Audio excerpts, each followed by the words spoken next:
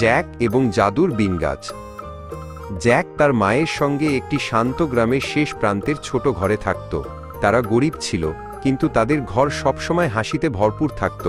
তাদের একমাত্র সম্পদ ছিল একটি বাদামি গরু, যে প্রতিদিন সকালে দুধ দিত।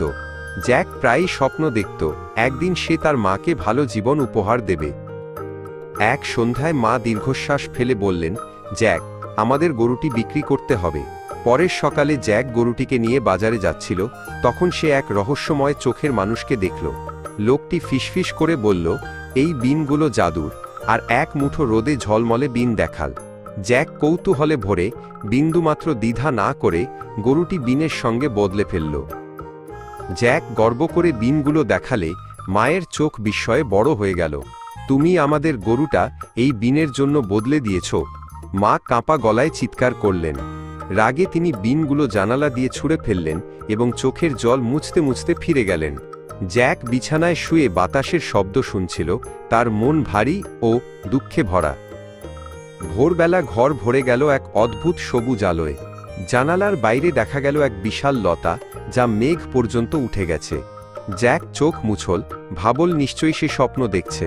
কিন্তু লতাটি বাতাসে দুলছিল আর ঝলমল করছিল, এটা সত্যিই বাস্তব ছিল।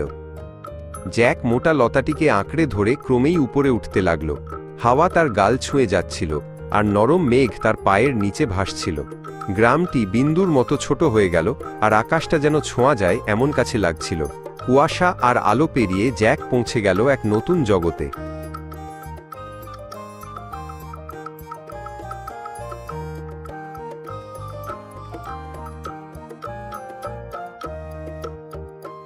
মেঘের ওপারে আকাশে ভেসেছিল এক ঝলমলে সোনার প্রাসাদ।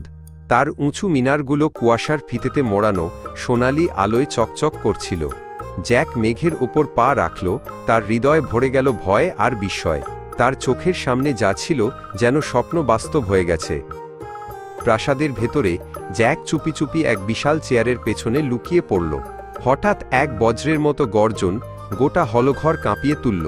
আমি মানুষের গন্ধ পাচ্ছি। দৈত্য চেঁচিয়ে উঠল, আর মেঝে কেঁপে উঠল তার পদক্ষেপে।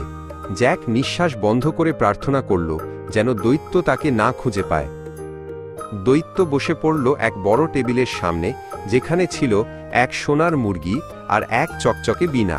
ডিম দাও, সে আদেশ করল, আর মুরগিটি এক সোনার ডিম পারল।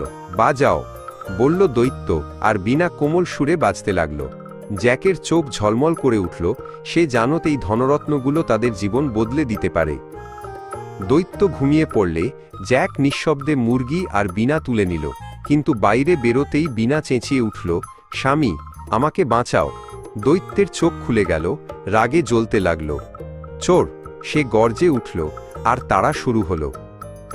জ্যাক বিদ্যুতের মতো দ্রুত লতাটা বেয়ে নিচে নামতে লাগল। দৈত্য পিছন থেকে এল, প্রতিটি পদক্ষেপে মেঘ কেঁপে উঠছিল। মা, কুঠারটা নিয়ে এসো। জ্যাক চিৎকার করল মরিয়া হয়ে।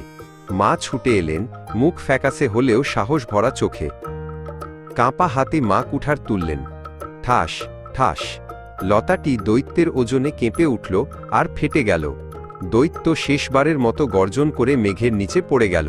তারপর আকাশ আর মাটিতে নেমে এল নিস্তব্ধতা।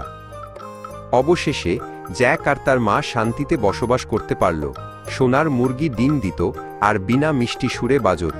তাদের ছোট্ট ঘর ভরে উঠল আলো, সঙ্গীত আর হাসিতে। তারা কখনো ভুলল না সাহস কিভাবে তাদের জীবন বদলে দিয়েছিল।